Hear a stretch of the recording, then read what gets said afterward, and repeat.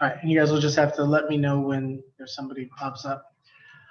All right, so this is our last lesson in the series of lessons about wisdom from the book of Ecclesiastes. And for that, we're going to the last big point that Solomon makes in this book. So everybody turn over to chapter 11, because chapter 12 doesn't start in chapter 12. Chapter 12 starts at the end of chapter 11. And so we will do the same. So Ecclesiastes chapter 11. And we're going to pick up here in verse 9. So Ecclesiastes chapter 11 in verse 9. If I can get someone to read 9 through the end of 11. Go ahead. Rejoice, O young man, in your youth, and let your heart cheer you in the days of your youth. Walk in the ways of your heart and in the sight of your eyes. But know that for all these things God will bring you into judgment. Remove vexation from your heart and put away pain from your body, for youth and the dawn of life are ending. All right, so here in Ecclesiastes 9, verses 9 and 10, the end of chapter 11, who's he speaking to here? What? I just can't hear you. Yeah, young men, right? Okay. All right. So, oh, young man, you guys see that in verse 9? All right. Okay. And what does he say? What's his basic message there? There's two parts. Be happy while you're young. Well, okay. All right. Yeah. Right. Okay. So enjoy your youth. Yes. Well, okay. And I'm sorry, what? Live your life, God judges. Okay, live your life, but remember God judges. Yes, right? But remember God judges, okay? So is this a very important two-part bit of instruction? It's like, enjoy your youth, yes? Enjoy your youth, but remember God's watching, okay? Right? Enjoy your youth. Get this, Mo. Hear me now. Enjoy your youth, but remember the doctor's watching. Just kidding. All right. Okay, but okay, isn't that the message? Right? Isn't that the message? Okay. So when you get into chapter 12, you have to understand that at the end of chapter 11, he's already addressing his message to young men. Okay? All right. So somebody please read chapter 12 verses 1 through 8. Chapter 12, 1 through 8. Roger? Remember your Creator in the days of your youth, before the days of trouble come and the years approach, when you will say, I find no pleasure in them. Before the sun and the light and the moon and the stars grow dark, and the clouds return after the rain. When the keepers of the house tremble, and the strong men stoop. When the grinders cease because they are few, and those looking through the windows grow dim. When the doors to the street are closed and the sound of grinding fades, but people rise up at the sound of birds, but all their songs grow faint. When people are afraid of heights and of dangers in the streets, when the almond tree blossoms and the grasshopper drags itself along and desire no longer is stirred, then people go to their eternal home and mourners go about the streets. Remember him before the silver cord is severed and the golden bowl is broken. Before the pitcher is shattered at the spring and the wheel broken at the well. And the dust returns to the ground it came from.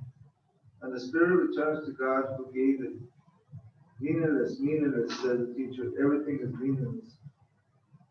All right. Okay. So do you see chapter 12, verse 1? Chapter 12, verse 1.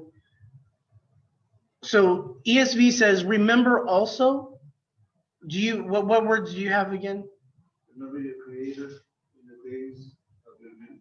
Okay. All right. So this is a continuation. All right. So he's saying at the end of chapter 11, enjoy your youth, but remember, God's going to bring it all into judgment. Okay. So there's going to be Okay, so everything you're doing while you're young, you're posting it all on Instagram, and somebody is gonna remind you of all those things when you run for office. No, but I mean, it's just like, but yeah, right? So, okay, but it's like that on a grand scale. That okay, enjoy your youth, but remember God's watching. Okay, then he gets into chapter 12, verse 1, and I think this also is important because he's saying, like, enjoy your youth. Into chapter 11. Part 2 is God's gonna bring it in judgment, and so right, like, or also, or in addition, then because of remember God even in your youth. Okay, now we're gonna come back to that because that's like the first half of all we're talking about today is just that.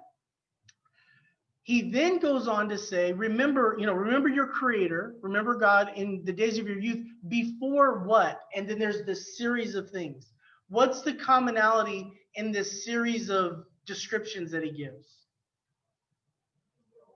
What? Well, okay, before you get old, and he doesn't just say before you get old, he gives all of this description that reflects when things wear out, when things get old and they break, when things that were once strong are now brittle. You get that?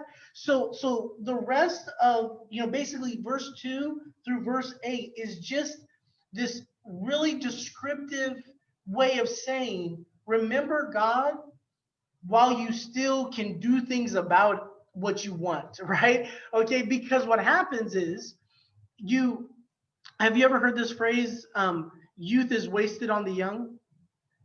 Anybody ever heard that before? If you haven't, there's a lot of wisdom to this. Youth is wasted on the young. And what is meant by that is, as you get older, you begin to reflect back and you will think like, man, if I knew then what I know now, I would fill in the blank, right? If I knew then what I know now, I would, and then, just insert whatever wise thing you would do differently. But young people often waste their youth doing foolish things that have very little long-term value because they're young and, no offense, young and dumb, right? Like, and that's, again, nobody likes to hear that, but when you get older and you look back and you say, I wish. It's like, playing soccer with David. David, you wish you had played soccer when you were in high school, right? So he looks back and then he sees his like 3 athletic kids and he's like, man, why are you sleeping in? Get out there and let's do this, right? Because if I knew then what I know now, I would, yeah. Well, but you get it, right? Fill in the blank. You see, right? Like if I knew that, if I knew then what I know now, I wouldn't have been a history major. I would have been a computer, what do they call it? Computer science major, or whatever, when they teach you computers. Like I would have done that, okay? See, well, he's saying before you get old and realize how frail you are, right? Because isn't it when you're older that you begin to think more about your mortality and your death, and that's when you start to, right? Like you realize that you're breaking down and all this, and you start to think about that. Well, watch. Notice, look at verse 5. Okay, look at verse 5. I'm just going to read the whole verse, but notice this end part of verse 5. They are afraid also what is high, and terrors are in the way. The almond tree blossoms, the grasshopper drags itself along, and desire fails, because man is going to his eternal thanks. I appreciate that. Yeah, you guys, if somebody's trying to get added, you just have to like yell at me about it. Okay. Because man is going, and your translation may say something a little different, but man is going to his eternal home, right? You get older and you start thinking about that this life isn't all there is, and then you start thinking like, man, what did I waste those years? Did I, spend them wisely, et cetera, et cetera. And so Solomon, as he's closing up all of this instruction about wisdom, as he's closing it all up, he says, remember God when you're young. Remember God when you're young. So that's, we got this last part that we got to deal with, but let's take a second, pause, and let's think about that. how many people make, okay, we're gonna pause for just a second. Mariscals, good morning. I couldn't find the code. Oh, Marlene's okay. saying that I have it saved, but I don't have it saved. Yeah. All right, no problem. Good morning. Good morning. You guys are way too good looking of a family to have your video on if you're not stable. Yeah. Awesome. Okay, so how many people have done things in their past, in their youth, that have hurt them down the road when they got into adulthood? Things like what? Like drug, boom, right? You know, two things related to drugs that hurt people into their adulthood. There's two key ways that drug use hurts people into their adulthood. Number one, their health, right? Like it's a super unhealthy habit, and it has long-term ramifications. Well, I'll leave that. And the second thing, what? Well, okay, which is health, right? Yeah. So yeah, their mental development, like you can do all sorts of things that physically, mentally harm you. And then the other thing, okay, sort of still part of the health. Now you're more going in the right direction. Well, it's like their reputation. They hurt their reputation, you know? And so maybe people aren't gonna wanna hire them, you know, all those sorts of things that come with a past that's less than exemplary. Yeah, and the number one way they hurt their reputation is they commit crimes, right? Illegal drugs are, in fact, illegal, right? And so you do illegal things, and you may now have a history, even when you're still a teenager. Now you're in juvenile hall, right? And now you've got a little record, and now you're around the wrong influences, et cetera, okay? And you may be early in your adulthood, like you're in your 20s and you're doing all this, and now you have a permanent criminal record. And so now you go to, you know, talk about getting hired. Now you go to try to find a job, and yet you've got a DUI or you've got whatever other drug offense in your past, and it's hurting you, right? So we talk financially and all that. So it's really like these two major ways that drug use hurts you. Number one is just your health, which is your mental health, the addictive nature of it, right? And all of that. And then there's this secondary thing, which is there are recorded things, whether they are in the minds of other people, like, oh no, I remember you, couldn't trust you for nothing, man, because you stole from me 3 times to get your drug money. And then there's the recorded things that are legally recorded, right? Like now I have these crimes against me. Make sense? Right?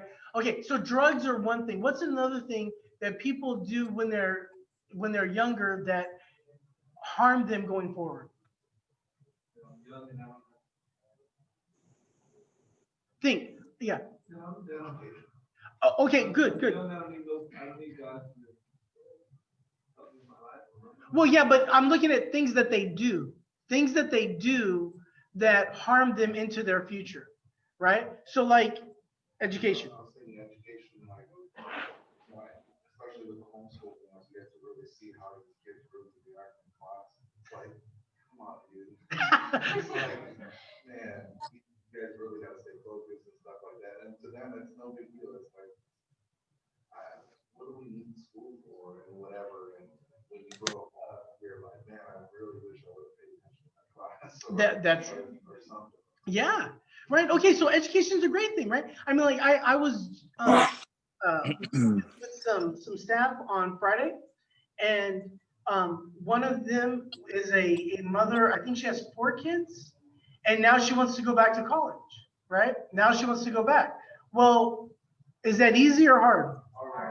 That's super hard. And is there a way you can really do that without having that negatively impact your family? I don't see how it's possible, you know, because in order to do well in school, you have to take me time, right? Like you have to study and you have to do all these things. And so you can't be me time and kid time at the same time. Amen. Right? Okay. And so back to the education, had she just done her college before getting married and having kids, it's a simpler thing. So she's now like sort of regretting that she didn't finish, and now she's got this quandary: do I go back and all that stuff? Does it make sense? Right. So education is a good thing. Give me one more. Give me one more. Something you do when you're young. There's this major one in the valley. We're number 2 in the nation in this. Getting pregnant young, right? Getting pregnant young. Yes. Teen pregnancy, right? Does that not have long-lasting impact into your adulthood? It does, right? Does it happen on a very frequent basis? It does. So here's the point. These are great, 3 great examples. Education, drug use, teen pregnancy. If you are faithful to God, are you more or less likely to do these things that negatively impact you into your future? Less likely, right? You're less likely. And so Solomon's last bit of instruction here before he gets to his ultimate conclusion is enjoy your youth, but, right? There's this big but in this story, right?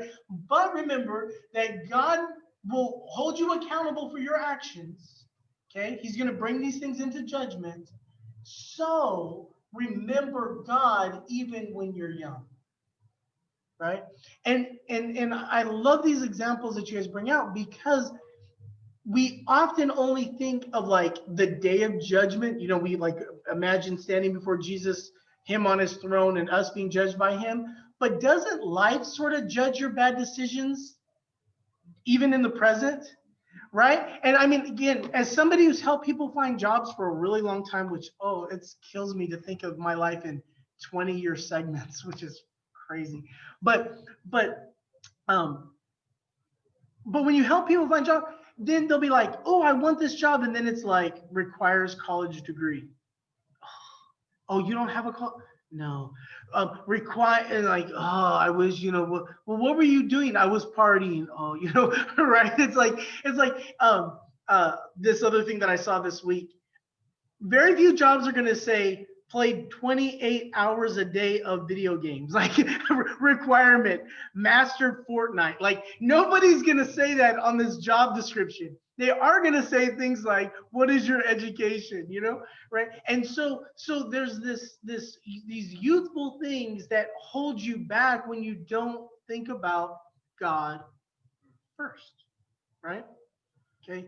And so it's not as if God, why doesn't God just strike people down with lightning? There's a lot of ways we are struck down that we're not even paying attention to. And it looks like, man, if I had only, I'm going to give you I will not give you any way to know who this person is.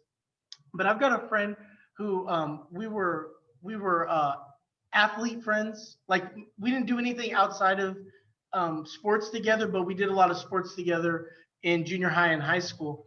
And he's a pretty big time high school football coach in Las Vegas. And you probably don't know this, but Las Vegas is a major high school football area. Like they put a lot of guys into college. It's a big thing there. And so he's a pretty prominent high school football coach back in Vegas. Well, his youngest son, he's had in his mind putting his youngest son in the NFL ever since his youngest son is born. And I forget how old he is now. He's like 10 or something. Maybe not that, but yeah, but I'll just say 10. Well, he already weighs 255 pounds. Well, hold on, let me update it. It's now 235.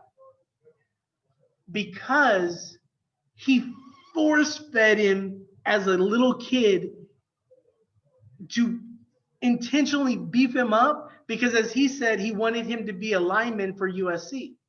Well, now the doctor's involved because you got this 10-year-old who was 255, who's now being like on a forced diet because all of his health measures are, as you can only imagine, like way wrong, right?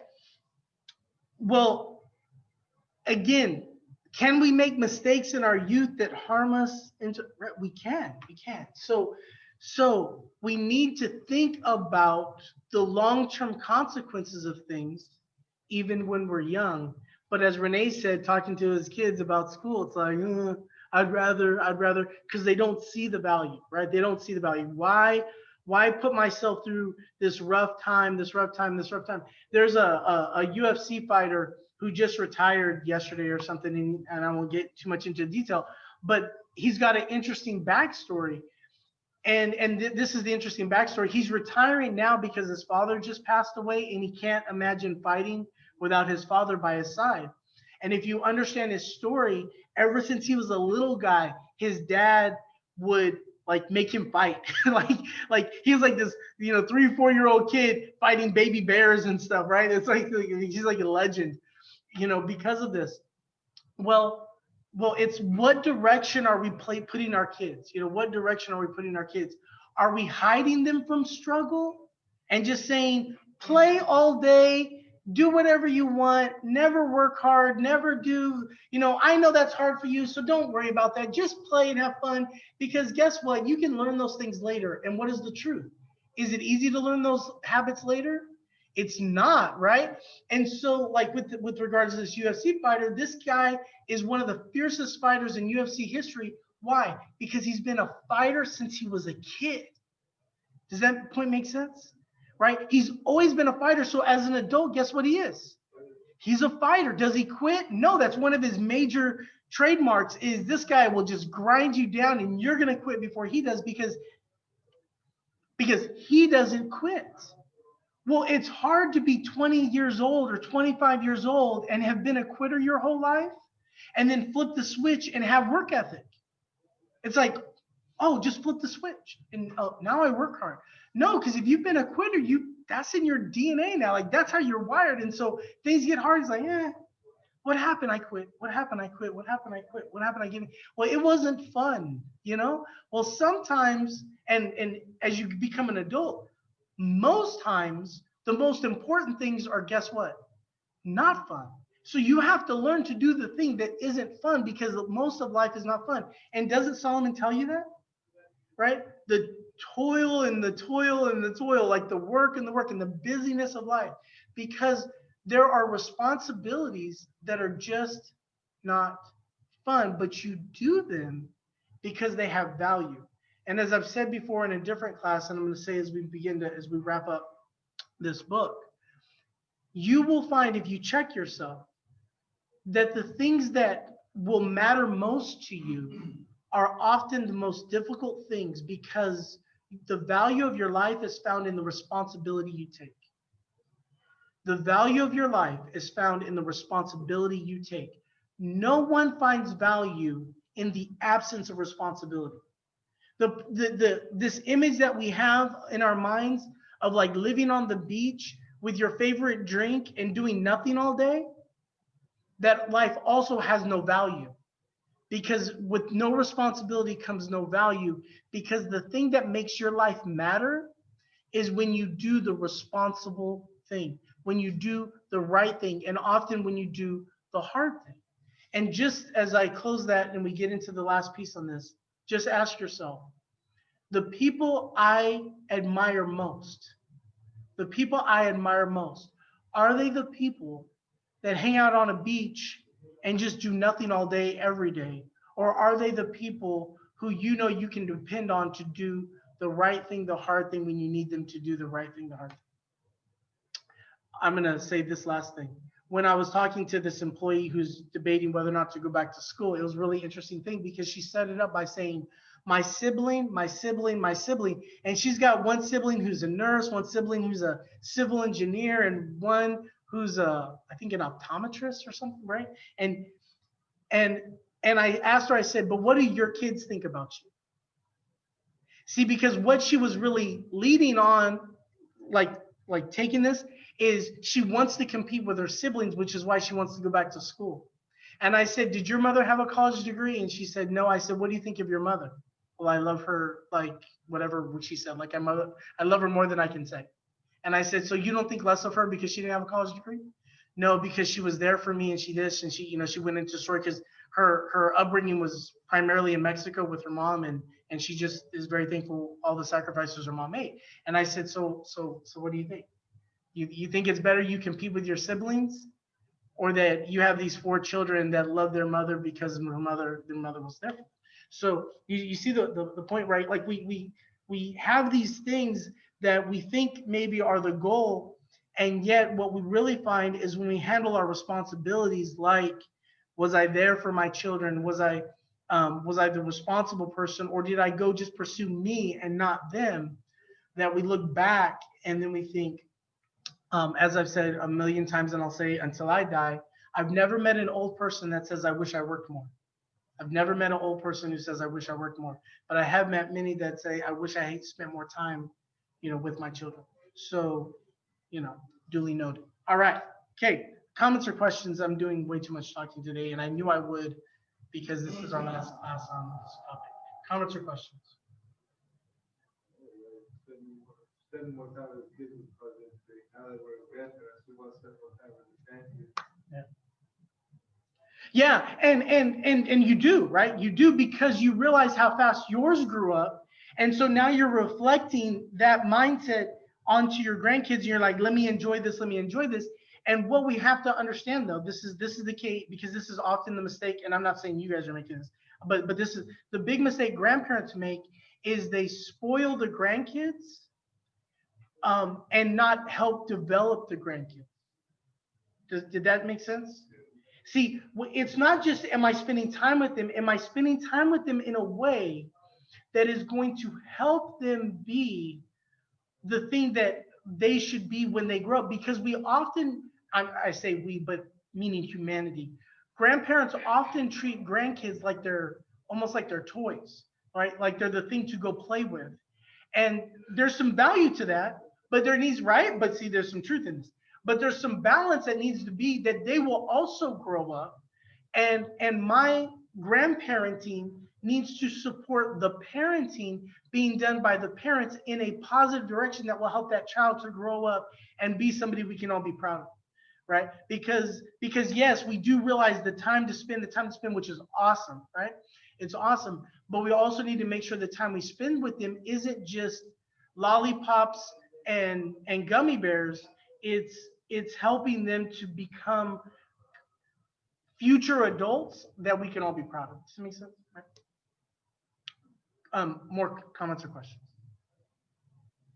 All right, so let's get into the conclusion of the book, which is his main conclusion. So Ecclesiastes 12, again, is where we're at, verses 9 through the end. Ecclesiastes 12, 9 through the end. Somebody, please.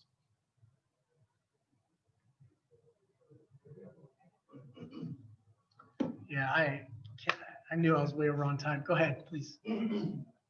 Besides being wise, the preacher also taught the people knowledge, weighing and studying and arranging many proverbs with great care.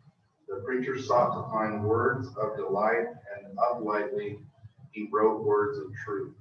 The words of the wise are like goads, and like nails firmly fixed are the collected sayings. They are given by one shepherd.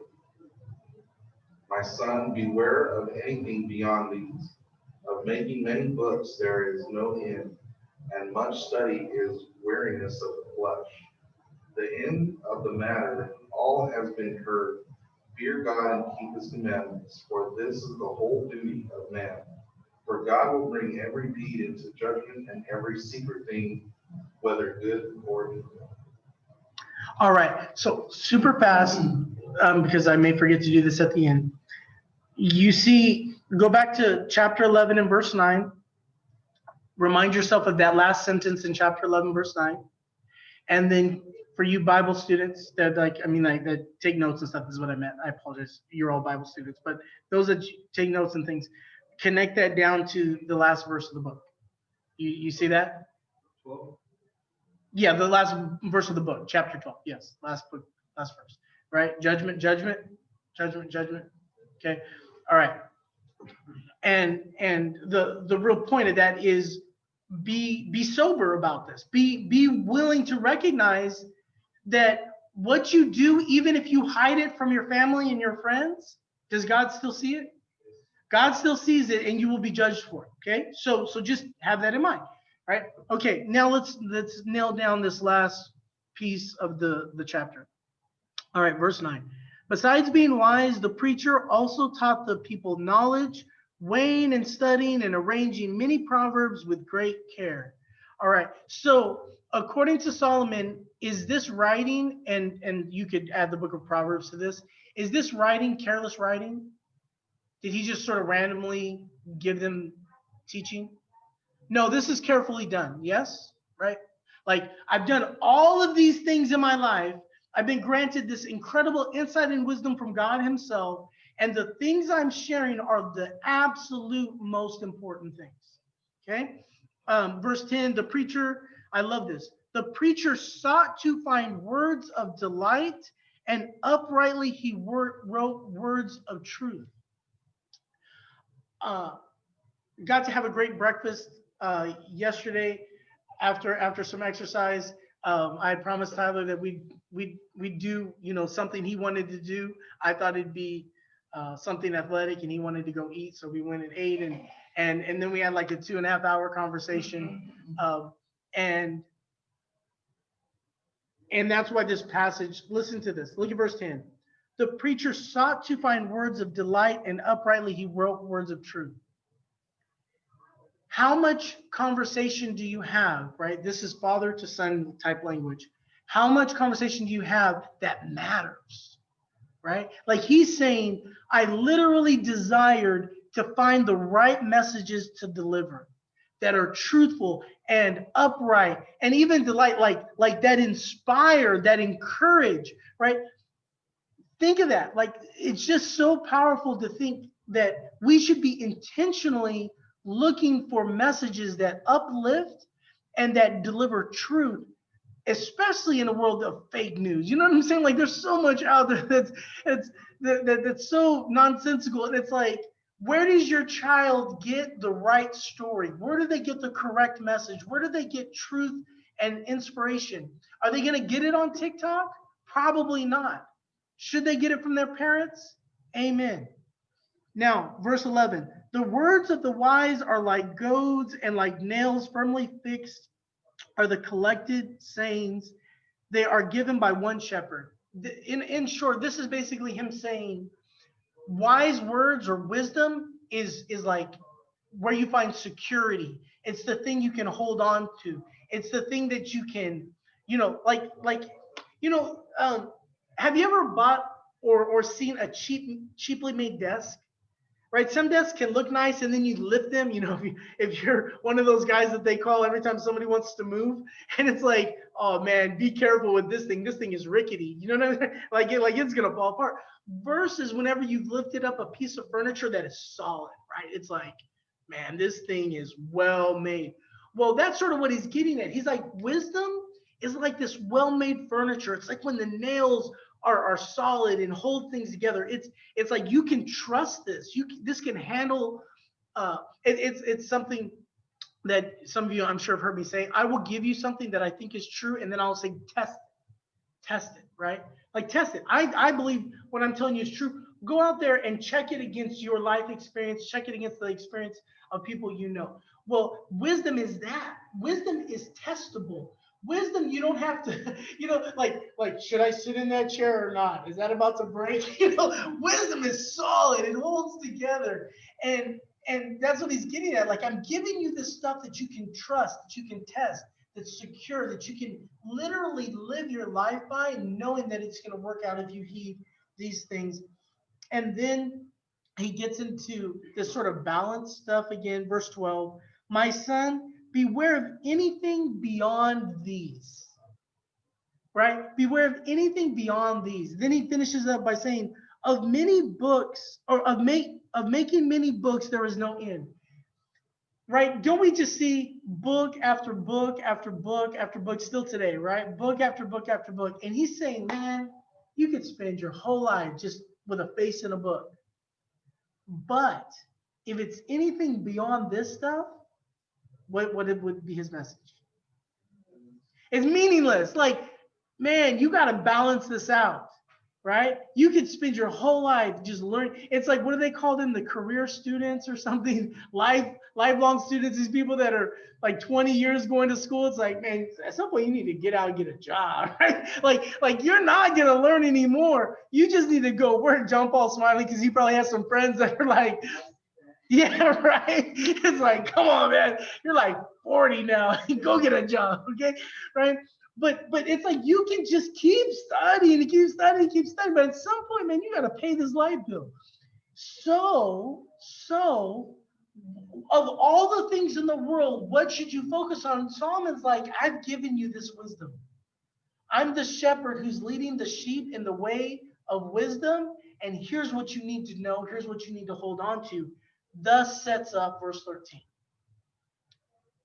The end of the matter, right?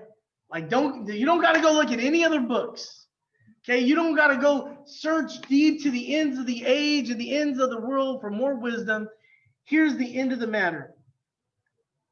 Fear God and keep his commandments, for this is the whole duty of man.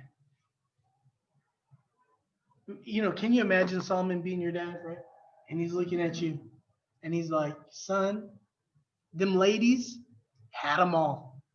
The money, right though, right? The money had it all. The houses had it all. The cars had them all. The fame had it all. And let me tell you, son, you know what really matters? Your relationship with God.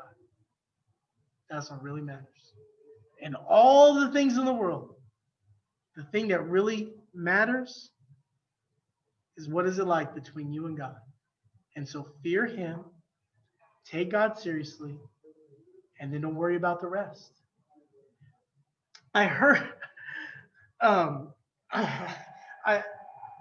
just going to tell you who I heard it from. I heard bits of a interview with Kanye West. You know who Kanye West is. But he said something, I know Isabel's shaking her head, and I'm shaking my head too. But you know what he said? He said something that is incredibly true. And to disagree with it would be to disagree with my own words, because it's factually true. He said, I've learned to fear only God. And because I fear only God, I fear nothing else. But then he added to it, he said, because people don't fear God, they are open to fearing everything else. That's true. It's true. See, when you fear God, to fear God is to understand his grandness, right? His greatness. To understand that we really have a creator who created everything in the universe. And if he created everything in the universe, is he not also in control of everything in the universe? He is, including your life. Meaning there is nothing about you that he doesn't already know. And nothing, if he wanted to make you a billionaire tomorrow, he can make you a billionaire tomorrow, right? And so if you are suffering in some ways that seem to be beyond your control, does that mean that God has abandoned you? Of course not. It just means God is allowing you to go through that, and possibly for a very important reason. He said something that was real interesting. He said he prayed that he would get beyond pain. Like God, help me get beyond pain, like where I don't fear pain. And then he said soon after his mother died. It wasn't what he wanted. But if you can deal with the pain of losing your parents, other things sort of get minimized, right? Okay, I'll leave that one out. And so is it not true that if you truly fear God, like you understand that God is the only thing I need to fear, why would you fear about your job status? Why would you fear about your money status? Why would you fear about your health status? But if you don't fear God, in other words, you see God as small or insignificant, and God is dismissible, like who cares about God?